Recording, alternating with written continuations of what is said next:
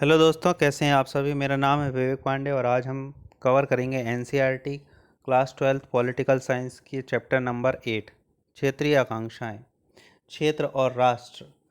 1980 के दशक को स्वायत्तता की मांग के दशक के रूप में देखा जा सकता है। स्वायत्तता यानी ऑटोनोमस एरिया, जहां पर हमारा खुद का शासन चले।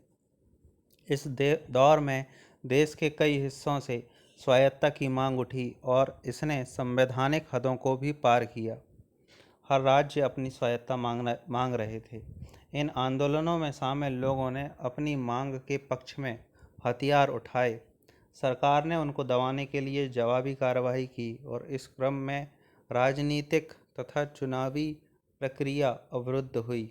आश्चर्य नहीं कि स्वायत्तता की मांग को लेकर चले अधिकतर संघर्ष लंबे समय तक जारी रहे और इन संघर्षों पर विराम लगाने के लिए केंद्र सरकार को सुलह की बातचीत का रास्ता अख्तियार करना पड़ा अथवा स्वायत्तता के आंदोलन की अगुवाई कर रहे समूहों से समझौता करने पड़े, चाहे बात पूर्वोत्तर की हो या जम्मू कश्मीर राज्य की। बातचीत की एक लंबी प्रक्रिया के बाद ही दोनों पक्षों के बीच समझौता हो सका। बातचीत का लक्ष्य यह रखा गया कि विवाद के मुद्दों को संविधान के दायरे में रहकर निपटा लिया जाए। बहरहाल, समझौते तक पहुंचने की यह यात्रा बड़ी दुर्गम रही और इसमें जब तब हिंसा के स्वर उभरे। भारत सरकार का इन सब चीज़ों से क्या नजरिया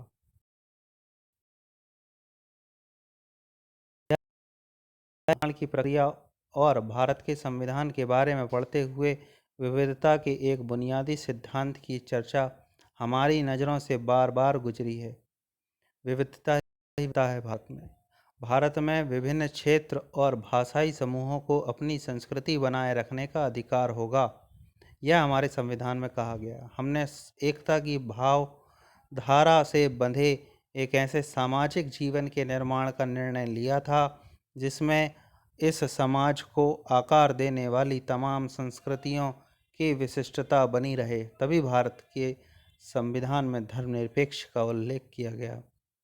भारतीय राष्ट्रवाद ने एकता और विविधता के बीच संतुलन साधने की कोशिश की है।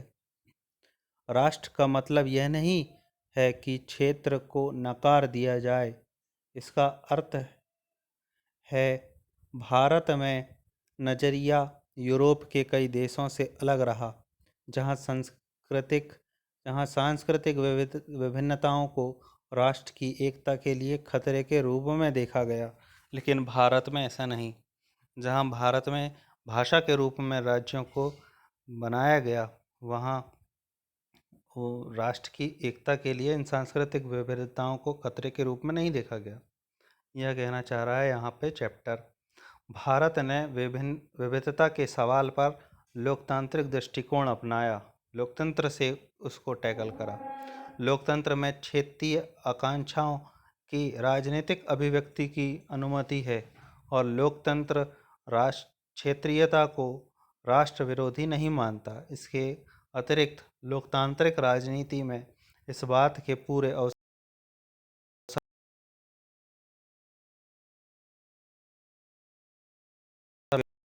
समस्या को आधार बनाकर लोगों की भावनाओं की नुमाइंदगी करें। इस तरह लोकतांत्रिक राजनीति की प्रक्रिया में क्षेत्रीय आकांक्षाएं और बलवती होती हैं। साथ ही लोकतांत्रिक राजनीति का एक अर्थ यह भी है कि क्षेत्रीय मुद्दों और समस्याओं पर नीति निर्माण की प्रक्रिया में समुचित ध्यान दिया जाएगा और उन्हें इसमें भागीदारी दी जाएगी। इसी कारण से भारत में क्षेत्रीय राजनीतिक पार्टियां का उद्भव हुआ।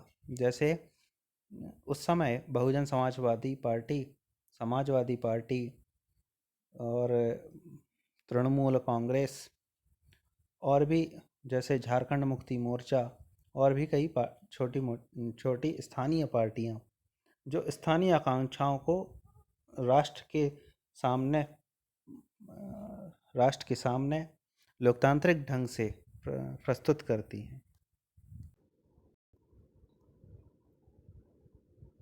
ऐसी व्यवस्था में कभी कभी तनाव या परेशानियां खड़ी हो सकती हैं।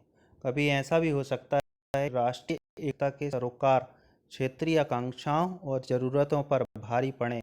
कभी ऐसा भी हो सकता है कि कोई क्षेत्रीय सरोकारों के कारण राष्ट्र की बृहत्तर आवश्यकताओं से आंखें मूंद लें। जो राष्ट्र चाहते हैं कि विविधताओं का सम्मान हो, साथ ही राष्ट्र की एकता भी बनी रहे, वहाँ क्षेत्रों की ताकत, उनके अधिकार और अलग अस्तित्व के मामले पर राजनीतिक संघर्ष का होना एक आम बात है। तनाव के दायरे। आपने पहले अध्याय में पढ़ा था कि आज़ादी के तुरंत बाद हमारे देश को विभाजन, विस्थापन, देसी रियासतों के विलय और राज्यों के पुनर्गठन जैसे कठिन मसलों से जूझना पड़ा। देश और विदेश के अनेक पर्यवेक्षकों का अनुमान था कि भारत एकीकृत राष्ट्र के रूप में ज़्यादा दिनों तक टिक नहीं पाएगा। कई लोगों ने यह आकांक्षा व्यक्त करी कि भारत यूरोप के देशों की तरह टूट जाएगा, क्योंकि भारत में इतनी विविधता थी। भारत आज़ादी के तुरंत बाद जम्मू कश्मीर का मसला सामने आया। यह सिर्फ भारत और पाकिस्तान के बीच संघर्ष का मामला नहीं था। कश्मीर घाटी के लोगों की राजनीतिक आकांक्षाओं का सवाल भी इससे जुड़ा हुआ था। ठीक इसी तरह पूर्वोत्तर के कुछ भागों में भारत का अंग होने के मसले पर सहमति नहीं थी। पहले नागालैंड में और फिर मिजोरम में भारत से अलग बन चले। भारत में भी द्रविड़ आंदोलन से जुड़े कुछ समूहों ने एक समय अलग राष्ट्र की बात उठाई थी। अलगाव के इस आंदोलन के अतिरिक्त देश में भाषा के आधार पर राज्यों के गठन की मांग करते हुए जन आंदोलन चले। मौजूदा आंध्र प्रदेश, कर्नाटक, महाराष्ट्र और गुजरात ही आंदोलनों वाले राज्य हैं। दक्षिण भारत के कुछ हिस्सों, खासकर तमिलनाडु में हिंदी को राजभाषा बनाने के खिलाफ विरोध आंदोलन चला। 1950 के दशक के उत्तरार्ध यानी बाद में पंजाबी भाषी लोगों ने अपने लिए एक अलग राज्य बनाने की आवाज़ उठाई और पंजाब दो राज्यों में बंट गया। आप सभी जानते हैं पंजाब और हरियाणा। उनकी मांग आखिरकार मान ली गई और 1966 में पंजाब और हरियाणा नाम से राज्य बनाए गए। बाद में छत्तीसगढ़, उत्तराखंड और झारखंड का गठन सन 2000 में हुआ। कहा जा सकता है कि विविधता की चुनौती से निपटने के लिए देश की अंदरूनी सीमा रेखाओं का पुनर्निर्धारण किया गया। बहरहाल इन प्रयासों का मतलब यही नहीं था कि हर परेशानी का हमेशा के लिए हल निकल आया। जम्मू कश्मीर और नागालैंड जैसे कुछ क्षेत्रों में चुनौतियां इतनी विकट और जटिल थीं कि राष्ट्र निर्माण के पहले दौर में इनका समाधान नहीं किया जा सका।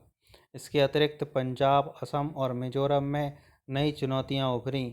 आइए हम इन मामलों पर तनिक विस्तार से बात करें और इसके साथ साथ राष्ट्र निर्माण के क्रम में पेश आई कुछ पुरानी कठिनाइयों और उनके उदाहरणों को याद करने की कोशिश करें। विफलता सिर्फ अतीत के अध्ययन के लिए एक जरूरथान बिंदु नहीं, बल्कि भारत के भविष्य को समझने के लिए भी एक होगा। यह सब इन मामलों से हमें पता चलेगा। शुरुआत करेंगे हम अपने नेक्स्ट चैप्टर की जम्मू कश्मीर के साथ, और यह रहा जम्मू कश्मीर का वर्तमान का नक्शा, जिसमें जम्मू कश्मीर दो केंद्र शासित प्रदेशों में बढ़ गया। एक जम्मू कश्मीर और दूसरा लद्दाख, जिसमें पाकिस्तान अधिकृत कश्मीर भी शामिल कर लिया गया। यह पूरा नक्शा आपको pib.gov.in की वेबसाइट पर दिखाई दे सकता है। तो आपको मेरा नेक्स्ट चैप्टर ज़रूर देखना है दोस्तों। आपको मेरे चैनल को लाइक, शेयर और सब्सक्राइब ज़रूर कीजिएगा। थैंक यू दोस्तों।